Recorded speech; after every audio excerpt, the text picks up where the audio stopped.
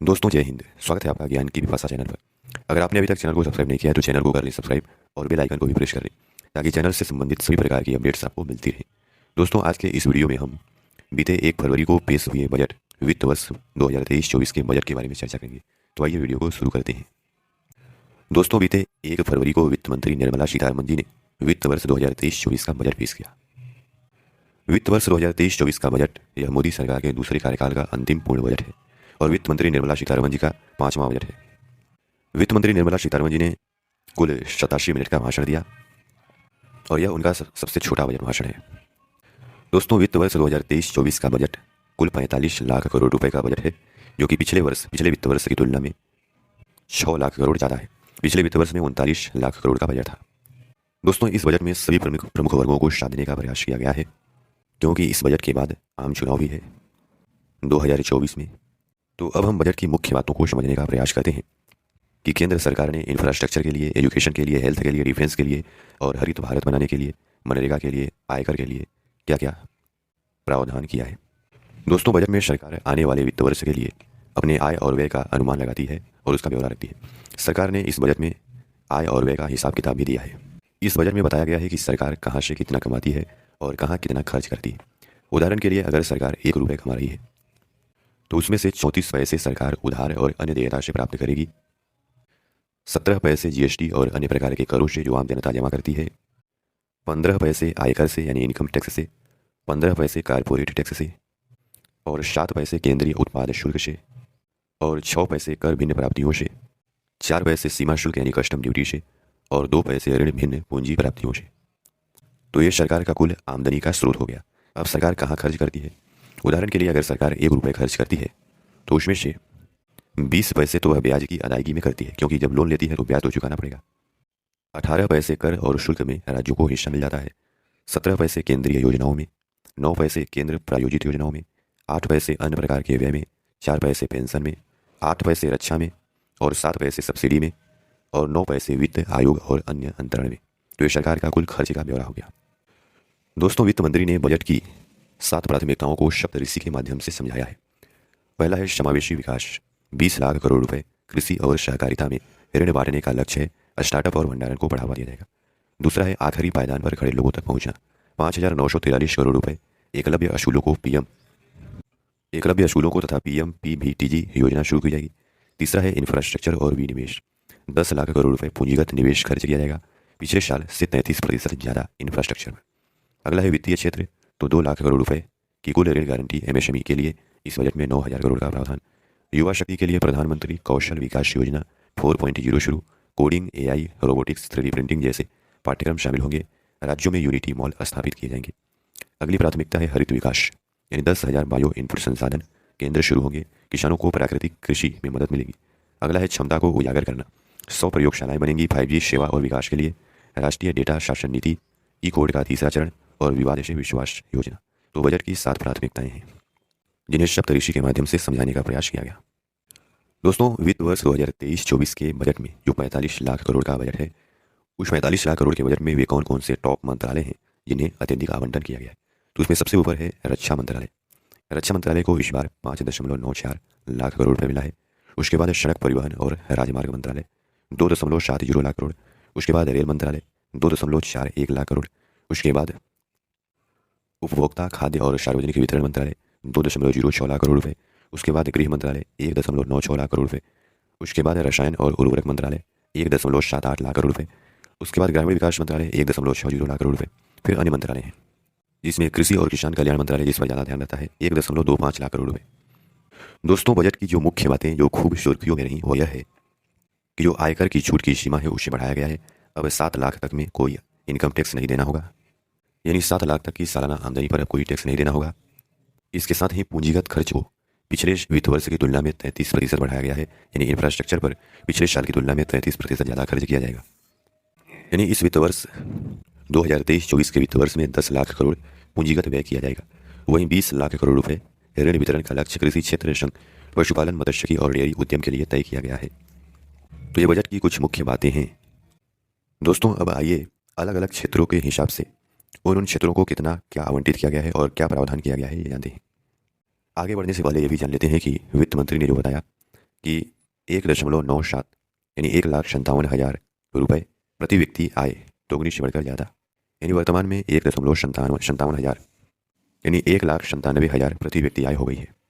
इसके साथ ही सरकार ने 2023-24 के लिए जो 45 लाख करोड़ रुपए खर्च का अनुमान लगाया है, उसमें 27.20 लाख करोड़ रुपए उधारी के अलावा कुल प्राप्तियां हैं, यानी 27 लाख करोड़ रुपए सरकार प्राप्त कर लेगी। इसके अलावा सरकार को उधार लेना पड़ेगा। वर्तमान वित्त वर्ष का गणित जो है, बजट व्यय का अनुमान लगाया गया था 39.45 लाख करोड़ रुपए, संशोधित करके इसे 41.9 लाख करोड़ रुपए कर दिया गया है। और राजकोषीय घाटा जीडीपी का 6.4% रहने का अनुमान है इस वित्त वर्ष में जो चल रहा है। अगले वित्त वर्ष 2023-24 के लिए 5.9% रहने का अनुमान है राजकोषीय घाटा। सबसे प्रमुख बात जो कि बताया गया है कि बुनियादी ढांचे पर यानी इंफ्रास्ट्रक्चर पर इस बार 10 लाख करोड़ रुपए खर्च किया जाएगा। पूंजीगत खर्च 33% बढ़कर के 10 लाख करोड़ रुपए हुआ। 50 एयरपोर्ट, हेलीपोर्ट, एयरोड्रोम बनेंगे। 100 नए प्रोजेक्ट, रेलवे के लिए 2.40 लाख करोड़ रुपए का प्रावधान। इनसे सड़क, रेल, जहाज और विमान परिवहन से जुड़े क्षेत्र उत्साहित हैं। निवेशकों को भी बेहतर रिटर्न की उम्मीद है। वित्त मंत्री ने इंफ्रास्ट्रक्चर पर बात करते हुए कहा कि इंफ्रा और उत्पादकता बढ़ाने की योजनाओं में निवेश बहुत अहम है, क्योंकि इसका कई स्तरों पर सकारात्मक असर होता है। ग्रोथ तो होती ही है, रोजगार के लिए भी यह जरूरी है। निवेश और रोजगार सृजन के इस फलदायी चक्र के उल्लेखनीय नतीजे मिले हैं। इंफ्रास्ट्रक्चर के विकास के लिए सरकार ने खोले हाथ। रोजगार सृजन के लिए बेहद अहम क्षेत्र का सरकारी खर्च 10 लाख करोड़ रुपए तक पहुंचाने की कोशिश। 2.70 लाख करोड़ रुपए सड़क परिवहन मंत्रालय को दिया गया है। इंफ्रास्ट्रक्चर के लिए प्रस्तावित आवंटन कुल जीडीपी का 3.3%। सरकार ने तीसरे साल इस क्षेत्र में पूंजीगत निवेश में बड़ी बढ़ोतरी की है। 2023-24 का बजट पेश करते हुए वित्त मंत्री ने कहा कि नया बना संस्थान इंफ्रास्ट्रक्चर वित्त सचिवालय इस क्षेत्र में निजी निवेश को आकर्षित करने में सहयोग करेगा। 100 अहम परियोजनाओं को पूरा करने के लिए 75,000 करोड़ रुपए। पोर्ट, कोल, स्टील, फर्टिलाइजर और खाद्यान्न से संबंधित 100 अहम परियोजनाएं छाटी गई हैं, जो फर्स्ट और लास्ट माइल कनेक्टिविटी से संबंधित है। इन्हें प्राथमिकता के आधार पर पूरा किया जाएगा। इसके लिए 75,000 करोड़ का आवंटन किया गया है। इसमें निजी क्षेत्र का योगदान 15,000 करोड़ रुपए होगा। वित्त मंत्री ने सड़क परिवहन और राजमार्ग मंत्रालय के बजट में लगभग 35% की वृद्धि की है। पिछले साल मंत्रालय को लगभग 2 लाख करोड़ रुपए आवंटित किए गए थे, जिसे बढ़ाकर के 2.70 लाख करोड़ रुपए किया गया है। हालांकि पिछले साल संशोधित बजट के तहत मंत्रालय को 2.17 लाख करोड़ रुपए मिले थे। इस साल के आवंटन में सबसे बड़ा हिस्सा national highway authority of India को 1.62 लाख करोड़ रुपए मिला है। उसके बजट में सीधे 28,000 करोड़ का बढ़ोतरी किया गया है। दोस्तों, इंफ्रास्ट्रक्चर जो है किसी भी अर्थव्यवस्था के विकास के लिए महत्वपूर्ण होता है। सरकार ने इसीलिए इंफ्रास्ट्रक्चर पर ज़्यादा ध्यान देने की कोशिश की है। दोस्तों, सीमा पर यानी एलएसी और एलओसी पर चीन के साथ पाकिस्तान के साथ लगातार मतभेद की स्थिति को देखते हुए इस बार रक्षा क्षेत्र के बजट में 13% की बढ़ोतरी की गई है।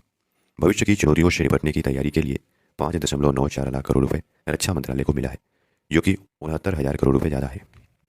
रक्षा क्षेत्र के आधुनिकीकरण के साथ तीनों सेनाओं को मौजूदा और भविष्य की चुनौतियों के लिए तैयार करने के लिहाज से वित्त मंत्री ने रक्षा बजट में लगभग 69,000 करोड़ रुपए का वृद्धि किया है। इस बार यानी 2023-24 के बजट में रक्षा क्षेत्र को 5.94 लाख करोड़ रुपए आवंटित किया गया है। और खास बात यह है कि कुल बजट का लगभग 1/4 हिस्सा पूंजीगत खर्च के रूप में व्यय किया जाएगा, जो मुख्य रूप से नए हथियार, एयरक्राफ्ट, युद्ध जहाज और अन्य सैन्य उपकरणों की खरीद में इस्तेमाल किया जाएगा। इसमें भी मेक इन इंडिया की तरजीह देना प्रधानमंत्री का विजन है, यानी सेनाएं हर लिहाज से सशक्त और पूरी तरह आत्मनिर्भर बनेंगी। रक्षा मंत्रालय के 5.94 लाख करोड़ रुपए के बजट में 4.22 लाख करोड़ रुपए वेतन और पेंशन हो जाएगा। 1.62 लाख करोड़ रुपए हथियारों की खरीद और अन्य खर्च हैं। रक्षा बजट दस्तावेज के मुताबिक 2,70,000 करोड़ रुपए राजस्व खर्च के लिए निर्धारित किया गया है। इस राशि का इस्तेमाल सैन्य कर्मियों के वेतन और भुगतान के साथ प्रतिष्ठानों के रखरखाव के लिए भी किया गया है। दोस्तों, रक्षा मंत्रालय के बाद अब रेल मंत्रालय पर आते हैं। रेलवे के लिए कहा जा रहा है कि यह अब तक का सबसे बड़ा बजट है। इस बार 2.70 लाख करोड़ रुपए आवंटन किए गए हैं। 2.40 लाख करोड़ रुपए रेलवे के लिए मिला है, जो कि पिछले वर्ष की तुलना में यानी 2022-23 की तुलना में 70% ज़्यादा है। 2.40 लाख करोड़ रुपए। कहा जा रहा है कि अमृतकाल में नए भारत की मजबूत नींव रखते हुए परिवहन, खासतौर पर रेलवे के लिए केंद्र ने झोली खोल दी है। इस साल लगभग 70% की बढ़ोतरी के साथ रेलवे पर कुल 2.40 लाख करोड़ रुपए खर्च किए जाएंगे। और बजट में पहली बार लास्ट माइल कनेक्टिविटी का प्रावधान जोड़ा गया है। इससे स्टेशनों को मेट्रो स्टेशन से जोड़ा जाएगा। 500 करोड़ रुपए खर्च किए जाएंगे। इस योजना के तहत अगर मेट्रो स्टेशन की दूरी ज़्यादा है तो उसे स्वचालित travelator, grade overbridge, grade underbridge, पैदल पारपथ समेत अन्य संसाधनों से जोड़ा जाएगा। और बताया गया है कि 35 हाइड्रोजन ईंधन आधारित ट्रेनें शुरू की जाएंगी, यानी हाइड्रोजन से ट्रेनें चलेंगी। 500 वंदे भारत एक्सप्रेस ट्रेन चलाने का लक्ष्य भी बजट में रखा गया है। 19,518 करोड़ रुपए मेट्रो परियोजनाओं पर खर्च किए जाएंगे और स्टेशनों के आधुनिकीकरण पर 75,000 करोड़ रुपए की नई योजनाओं की घोषणा की जाएगी। दोस्तों, रेल मंत्रालय में जो प्रावधान बजट में किया गया है रेल मंत्रालय के लिए, उसमें यह है कि 35 ट्रेनें हाइड्रोजन ईंधन से चलाने की बात कही गई है बजट में, और 26,000 करोड़ रुपए से दूसरे वर्जन की 200 वंदे भारत ट्रेनों के निर्माण का काम भी प्रगति पर है। और केंद्र सरकार का यह भी लक्ष्य है कि 1-2 वर्षों में रेलवे का जो विद्युतीकरण हो रहा है वह पूरा हो जाए। वर्तमान में 85% पूरा हो गया है। इसके साथ ही रेलवे का जोर यात्री संख्या के साथ माल ढुलाई में भी तेजी लाने पर है। कोयला, इस्पात, उर्वरक, खाद्यान्न के साथ अन्य सामान की एक कोने से दूसरे कोने तक ढुलाई के लिए 100 महत्वपूर्ण परिवहन अवसंरचना परियोजना की पहचान की गई है। 75,000 करोड़ रुपए आवंटन किया गया है इसके लिए। सरकार का लक्ष्य 15 अगस्त तक 75 वंदे भारत ट्रेनों को पटरियों पर उतारना है। वर्तमान में 8 वंदे भारत ट्रेनें चलाई जा रही हैं। इसके साथ ही दूसरे वर्जन की 200 वंदे भारत ट्रेनों के निर्माण कार्य भी प्रगति पर है। इसके साथ ही अमृत भारत स्टेशन योजना के तहत स्टेशनों का डेवलपमेंट भी किया जाएगा। दोस्तों, रक्षा और रेल मंत्रालय के बाद अब शिक्षा मंत्रालय पर आते हैं। शिक्षा मंत्रालय के लिए इस बार 2023-24 के बजट के लिए जीडीपी का 2.9% खर्च करने का प्रावधान किया गया है। शिक्षा के लिए अब तक का सबसे बड़ा बजटीय प्रावधान 1,12,899 करोड़ रुपए। दोस्तों, शिक्षा मंत्रालय के लिए 1.12 लाख करोड़ रुपए के इस बजट में उच्च शिक्षा के लिए 44,000 करोड़ रुपए और स्कूली शिक्षा के लिए 68,800 करोड़ रुपए मिला है। शिक्षा के क्षेत्र में जो अहम घोषणाएं की गई हैं वह यह है कि 740 एकलव्य मॉडल आवासीय स्कूलों में शिक्षकों की भर्ती होनी है। बजट में एकलव्य मॉडल आवासीय स्कूलों में सरकार ने 38,500 शिक्षकों और सहायक कर्मियों की भर्ती का ऐलान किया है और यह भर्ती अगले 3 वर्षों के दौरान की जानी है। अगली महत्वपूर्ण घोषणा यह है कि 5G आधारित एप्लीकेशन विकसित करने के लिए 100 प्रयोगशालाएं बनाई जाएंगी। मोबाइल सेवा के क्षेत्र में परिवर्तनकारी बदलाव हो रहा है और देश 4G और 5G सेवाओं की तरफ बढ़ रहा है। बजट में 5G सेवाओं पर आधारित एप्लीकेशन डेवलप करने के लिए इंजीनियरिंग कॉलेजों में 100 प्रयोगशालाएं स्थापित की जाएंगी। इसके साथ ही देश के शीर्ष शिक्षण संस्थानों में 3 आर्टिफिशियल इंटेलिजेंस उत्कृष्टता केंद्र खोले जाएंगे। ये केंद्र कृत्रिम बुद्धिमत्ता को भारत में बनाएं और कृत्रिम बुद्धिमत्ता से भारत के लिए कार्य कराएं के विजन से साकार कार्य करेंगे।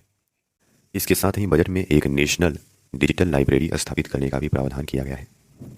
यानी गुणवत्तापूर्ण पुस्तकें विभिन्न उपकरणों के माध्यम से उपलब्ध कराने के लिए एक नेशनल डिजिटल लाइब्रेरी स्थापित की जाएगी, ऐसा घोषणा किया गया है।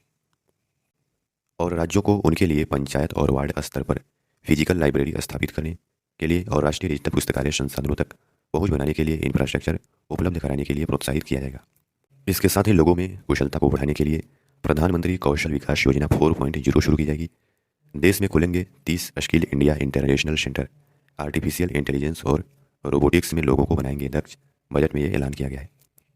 इन 30 स्किल इंडिया इंटरनेशनल सेंटर में coding, robotics, mechatronics, IoT, 3D printing, drone, artificial intelligence, इन स्किल्स जैसे नए युग के हिसाब से पाठ्यक्रम तैयार कर कौशल विकास किया जाएगा। इसके साथ ही बजट में PMC स्कूलों के लिए मिले हैं 4,000 करोड़ रुपए। नई शिक्षा नीति को लागू करने के लिए PMC स्कूलों की घोषणा की गई है और लक्ष्य रखा गया है कि देश में 14,500 PMC स्कूल खोले जाएंगे। और शिक्षा की गुणवत्ता को बढ़ाने के लिए शिक्षकों को ट्रेनिंग का भी व्यवस्था किया गया है। देश भर में मौजूदा जिला शिक्षा और प्रशिक्षण संस्थानों को मिलेगी मजबूती और डायट के जरिए उन्हें दिया जाएगा प्रशिक्षण। तो शिक्षक प्रशिक्षण पर भी ध्यान दिया जाएगा, ऐसा प्रावधान है। और राष्ट्रीय प्रशिक्षु यानी अप्रेंटिस प्रोत्साहन योजना के तहत 47 लाख युवाओं को वित्तीय मदद प्रदान करने के लिए भी प्रावधान किया गया है। तो शिक्षा के तहत ये घोषणाएं की गई हैं। दोस्तों, शिक्षा के बाद अब आते हैं स्वास्थ्य मंत्रालय पर यानी हेल्थ। तो स्वास्थ्य क्षेत्र के लिए 89,155 करोड़ रुपए आवंटित किया गया है, जो 2022-23 के लिए की तुलना में 79,145 करोड़ की तुलना में 13% ज़्यादा है। 86,175 करोड़ रुपए स्वास्थ्य और परिवार कल्याण विभाग के लिए। दोस्तों, बजट में स्वास्थ्य क्षेत्र के लिए जो महत्वपूर्ण घोषणाएं की गई हैं वह यह है कि 157 नए नर्सिंग कॉलेज बनाए जाएंगे। यानी 2014 से जो 157 मेडिकल कॉलेजों की स्थापना हुई है, उन्हीं के साथ स्थानों में 157 नए नर्सिंग कॉलेज की स्थापना की जाएगी। दूसरी महत्वपूर्ण घोषणा की 2047 तक सिकल सेल एनीमिया नामक बीमारी के खात्मे के लिए मिशन की घोषणा की जाएगी। इसके साथ ही अत्याधुनिक चिकित्सा उपकरणों को चलाने के लिए कुशल कामगार तैयार करने के लिए नए पाठ्यक्रम भी शुरू किए जाएंगे। इसकी घोषणा करते हुए वित्त मंत्री ने कहा कि अत्याधुनिक चिकित्सा उपकरणों के उत्पादन और निर्माण के लिए कुशल कामगारों की उपलब्धता सुनिश्चित हो सकेगी। फार्मास्यूटिकल्स के क्षेत्र में रिसर्च यानी अनुसंधान और विकास को प्रोत्साहित किया जाएगा। इसके लिए निजी उद्योगों को निवेश के लिए प्रोत्साहित किया जाएगा। आयुष मंत्रालय को 3,647 करोड़ रुपए का प्रावधान किया गया है। नेशनल आयुष मिशन में भी 50% की बढ़ोतरी की गई है। हालांकि देश में अभी भी GDP की तुलना में काफ़ी कम मात्रा में स्वास्थ्य में खर्च किया जा रहा है।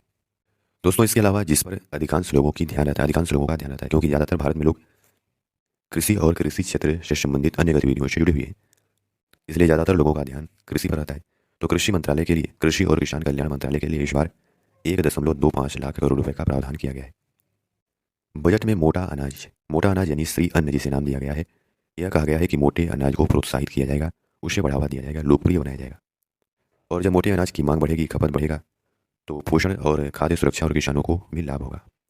इसके साथ ही श्री अन्न यानी मोटे अनाजों के मामले में भारत को वैश्विक केंद्र बनाने के लिए हैदराबाद में स्थित भारतीय बाजरा अनुसंधान संस्थान को उत्कृष्टता केंद्र के रूप में विकसित किया जाएगा। यानी मोटे अनाजों को प्रोत्साहन करने का प्रावधान रखा गया है बजट में। किसानों को लोन देने का लक्ष्य 20 लाख करोड़ रुपए किया गया है। यानी यह लक्ष्य रखा गया है कि अगले वित्त वर्ष 20 लाख करोड़ रुपए का लोन वितरण कृषि क्षेत्र में किया जाएगा। प्रधानमंत्री मत्स्य योजना के लिए 6,000 करोड़ रुपए का ऐलान। इसके साथ ही 63,000 कृषि ऋण समितियों का कंप्यूटरीकरण किया जाएगा। इसके लिए राष्ट्रीय डाटाबेस तैयार किया जा रहा है। इसके साथ ही बड़े पैमाने पर विकेंद्रीकृत भंडारण क्षमता स्थापित की जाएगी।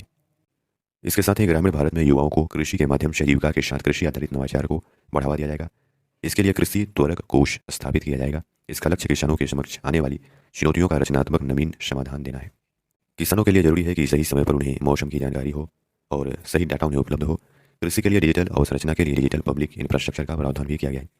इसके तहत किसानों को किसानों के समस्त जानकारी, सूचनाएं और सुविधाएं उपलब्ध कराएगा। इसमें फसल योजना, फसल के स्वास्थ्य और मौसम के हाल के साथ फसल विविधीकरण से संबंधित समस्त सूचनाएं दी जाएंगी। इसके अलावा पीएम प्रणाम योजना के तहत पृथ्वी के पुनरुद्धार के प्रति जागरूकता, पोषण और सुधार के लिए रासायनिक उर्वरकों के कम से कम और संतुलित इस्तेमाल के अलावा उनके स्थान पर वैकल्पिक उर्वरकों के उपयोग को बढ़ावा देने के लिए प्रोत्साहित किया जाएगा पीएम प्रणाम योजना के तहत। वहीं गोवर्धन योजना के तहत गोवर्धन यानी galvanising organic bio agro resources धन गोवर्धन योजना के तहत 10,000 करोड़ रुपए से 500 नए सामुदायिक अवशिष्ट संयंत्र स्थापित होंगे। इनमें से 200 कंप्रेस्ड बायोगैस प्लांट और 300 सामुदायिक प्लांट होंगे। इनमें से 75 प्लांट शहरों में स्थापित किए जाएंगे। इससे किसानों और ग्रामीण परिवारों को आर्थिक लाभ पहुंचाकर उनका जीवन और बेहतर बनाया जाएगा। इसके साथ ही यह घोषणा किया गया है कि अगले 3 सालों में 1 करोड़ किसानों को नेचुरल खेती यानी नेचुरल फार्मिंग, प्राकृतिक खेती से जोड़ेंगे। अगले 3 साल में 1 करोड़ किसानों को। दोस्तों, कृषि मंत्रालय के बाद अब आते हैं हरित विकास के लिए। इस समय पूरी दुनिया में चर्चा हो रही है हरित विकास की ओर आगे बढ़ने के लिए। और ये देखते हैं कि बजट में हरित विकास के लिए क्या किया गया। पर्यावरण मंत्रालय के लिए बड़े स्तर पर आवंटन किया गया है। 35,000 करोड़ रुपए का राशि आवंटन ऊर्जा परिवर्तन के लिए किया गया है और नेशनल ग्रीन हाइड्रोजन मिशन की घोषणा की गई है, जिसमें 19,744 करोड़ का आवंटन किया गया है। इसके तहत 2030 तक भारत में 50 लाख टन ग्रीन हाइड्रोजन का उत्पादन हर साल करने की क्षमता स्थापित करने के बारे में कहा गया है। इसके साथ ही एनर्जी स्टोरेज पर भी काम करने की जरूरत है। बैटरी ऊर्जा भंडारण प्रणालियों के विकास के लिए एक नीति की घोषणा की गई है। इसके साथ ही तटीय भूमि वाले क्षेत्रों में मैंग्रोव के पौधारोपण को बढ़ावा देने के लिए मिष्टी योजना शुरू की जाएगी। यानी मैंग्रोव के संरक्षण के लिए, मैंग्रोव को बढ़ावा देने के लिए सरकार शुरू करेगी एक नई योजना, जिसका नाम दिया गया है मिष्टी योजना। वहीं अमृत धरोहर योजना से रामसर साइटों यानी वेटलैंड के संरक्षण की घोषणा की गई है। सरकार ने जानकारी दिया है कि वर्तमान में 75 रामसर साइटें हो गई हैं देश में। इसी के तहत इसके अलावा दोस्तों, सरकार ने 2021-22 में अपनी वाहनों की स्क्रैपिंग यानी पुराने वाहनों की स्क्रैपिंग पॉलिसी लेकर के आई थी। अब बताया जा रहा है कि इस बजट में सरकार ने वाहन स्क्रैपिंग पॉलिसी पर उसको अमल में लाने के लिए तथा उसके अमल में लाने के लिए राज्यों को मदद देने का भी प्रावधान किया गया है। 15 साल पुराने वाहनों की स्क्रैपिंग में पैसा नहीं बनेगा बाधा। अब पुराने और अपनी अवधि पूरी कर चुके प्रदूषण फैलाने वाले वाहनों को कबाड़ में बदलने में पैसे की कमी नहीं पड़ेगी। वित्त मंत्री जी ने कहा, केंद्र सरकार की महत्वाकांक्षी योजना है वाहन स्क्रैपिंग नीति। वित्त मंत्री ने घोषणा किया कि पुराने वाहनों को स्क्रैप करके नए वाहन खरीदने के लिए पर्याप्त धनराशि उपलब्ध कराई जाएगी। दोस्तों, इससे पहले केंद्रीय सड़क परिवहन मंत्रालय ने अधिसूचना जारी करके कहा था कि 1 अप्रैल से 15 साल पुराने सभी सरकारी वाहनों की अनिवार्य स्क्रैपिंग की जाएगी। पहले सरकारी वाहनों की जाएगी। इनमें केंद्र और राज्यों के सरकारी वाहनों के अलावा स्थानीय निकायों और परिवहन निगमों की बसें भी शामिल हैं, क्योंकि जो पुराने वाहन हैं, खटारा वाहन, वे प्रदूषण ज़्यादा फैलाते हैं। पुराने वाहनों की स्क्रैपिंग को लेकर के राज्यों को ज़्यादा चिंता थी, क्योंकि अगर वाहन स्क्रैप कर देंगे तो फिर खरीदने के लिए पैसा चाहिए। तो केंद्र सरकार ने कहा है कि पैसे के लिए राज्यों को मदद किया जाएगा। दोस्तों, जो बजट में नेशनल ग्रीन हाइड्रोजन मिशन के लिए 19,744 करोड़ का प्रावधान किया गया है, उसके लक्ष्य को अगर पूरा करना है, यानी 2030 तक अगर 5 million metric ton green hydrogen उत्पादन का लक्ष्य अगर पूरा करना है तो अक्षय ऊर्जा उत्पादन को भी बढ़ाना पड़ेगा। इसी को देखते हुए सरकार ने इस बजट में केंद्र शासित प्रदेश लद्दाख में 13,000 मेगावाट अक्षय ऊर्जा उत्पादन के लिए तथा जरूरी ट्रांसमिशन नेटवर्क के निर्माण के लिए 20,700 करोड़ रुपए का प्रावधान किया गया है। यानी इसमें लद्दाख में अक्षय ऊर्जा उत्पादन को बढ़ावा देने के लिए खर्च किए जाने का प्रावधान है।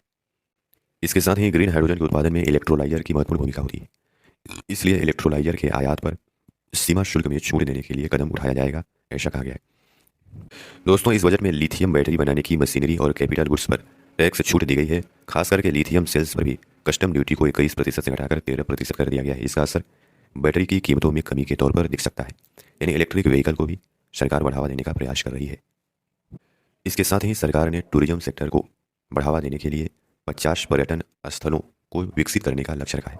केंद्रीय बजट 2023-24 में राज्यों की भागीदारी, निजी सार्वजनिक भागीदारी के साथ पर्यटन को बढ़ावा तो युवाओं को रोजगार में रफ्तार मिलेगी। भारत में स्थानीय और विदेशी पर्यटकों के लिए असीम आकर्षण है, इसलिए इस बजट में 50 पर्यटन स्थलों में घूमने का मौका मिलेगा। यानी इस पैकेज में 50 पर्यटन स्थलों को विकसित करने की घोषणा की गई है इस बजट में। स्वदेश दर्शन योजना के तहत देश के सीमावर्ती इलाकों और गांवों तक पर्यटकों को जोड़ा जाएगा और घरेलू पर्यटन को बढ़ावा देने के लिए देखो अपना देश मुहिम शुरू होगी। इसके साथ ही पर्यटन उद्योग को सरकार ने इस बार पिछले बजट की तरह 2400 करोड़ रुपए की घोषणा की है। स्वदेश दर्शन के तहत पर्यटन विकास के लिए करोड़ों की परियोजनाएं शुरू की जाएंगी। इस योजना के जरिए देश के सभी तीर्थ स्थलों पर परिवहन, आर्थिक स्थिति, रोजगार और भोजन, इन सबको बढ़ावा दिया जाएगा। और स्वदेश दर्शन योजना के तहत जिन सर्किटों की फिलहाल पहचान की गई है उसमें बौद्ध तीर्थ स्थल, रामायण सर्किट, कृष्ण तीर्थ स्थल, सूफी परंपरा को कायम रखने वाले स्थल, जैन तीर्थ स्थल, कई सर्किट का चयन किया गया है। और दोस्तों, कहा गया है कि 50 पर्यटन स्थलों के बारे में एक ऐप के जरिए उनकी फिजिकल और वर्चुअल कनेक्टिविटी के साथ टूरिस्ट गाइड, लोकल फूड, पर्यटकों की सुरक्षा जैसे तमाम जरूरी पहलुओं पर भी जानकारी मुहैया कराई जाएगी। वित्त मंत्री ने कहा कि वाइब्रेंट गांव कार्यक्रम के तहत सीमाओं पर बसे गांव में बुनियादी ढांचे और जरूरी सुविधाएं मुहैया कराई जाएंगी, जिससे इन दूर दराज के इलाकों में पर्यटक आ सकें। इसके अलावा बजट में राज्यों को एक जिला एक उत्पाद, वन डिस्ट्रिक्ट वन उत्पाद प्रोडक्ट के तहत और जीआई उत्पादों और अन्य हस्तशिल्प के प्रचार और बिक्री के लिए राज्यों की राजधानियों और राज्यों के सबसे लोकप्रिय टूरिस्ट प्लेस पर यूनिटी मॉल स्थापित करने के लिए कहा गया है, उन्हें प्रोत्साहित किया जाएगा। इससे पर्यटन भी बढ़ेगा और लोगों को रोजगार भी मिलेगा। सरकार का ये लक्ष्य है। दोस्तों, इस बजट में करदाताओं को राहत देने का प्रयास किया गया है। अब टैक्स छूट की जो सीमा है उसे बढ़ा करके 7 लाख रुपए कर दिया गया है। इनकम टैक्स की नई व्यवस्था चुनने वालों को 7 लाख रुपए तक की आय पर कोई टैक्स नहीं देना होगा। इसके साथ ही इस टैक्स रिजीम को लेने वालों के लिए 50,000 रुपये का स्टैंडर्ड डिडक्शन भी मिलेगा। ऐसे में नई टैक्स व्यवस्था में 7.5 लाख रुपए तक की आय पर कोई टैक्स भरना नहीं पड़ेगा।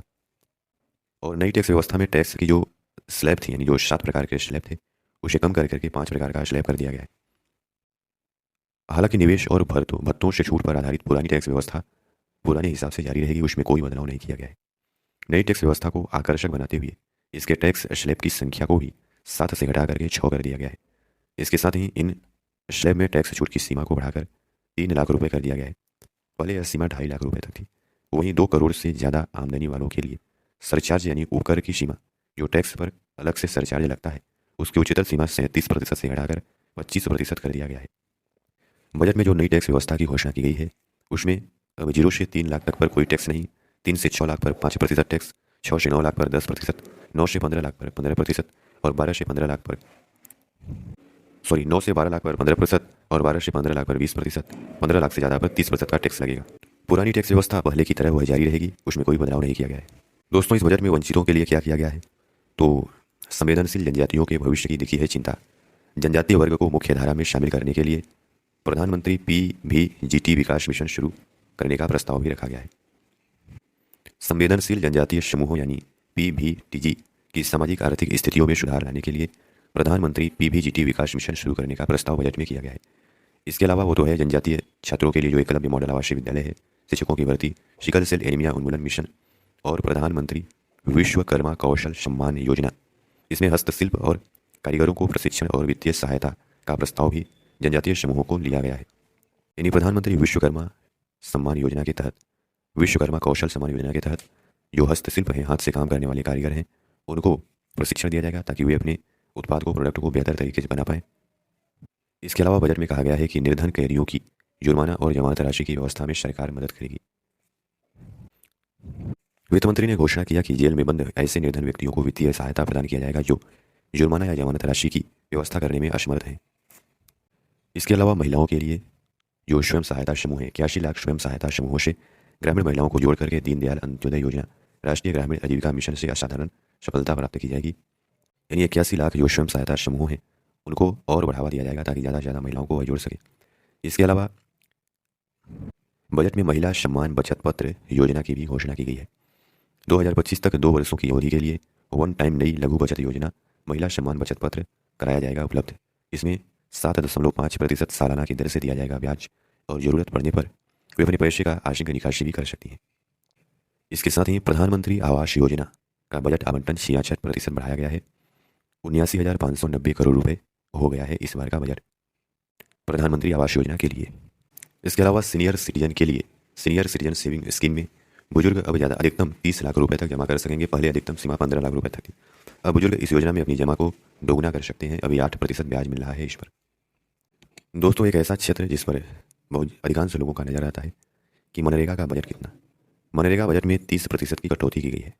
सरकार ने वर्ष 2023-24 के बजट में महात्मा गांधी राष्ट्रीय ग्रामीण रोजगार गारंटी योजना के लिए आवंटित धन में 30% की कटौती की है। यह रकम घट करके 61,000 करोड़ रुपए कर दी गई है।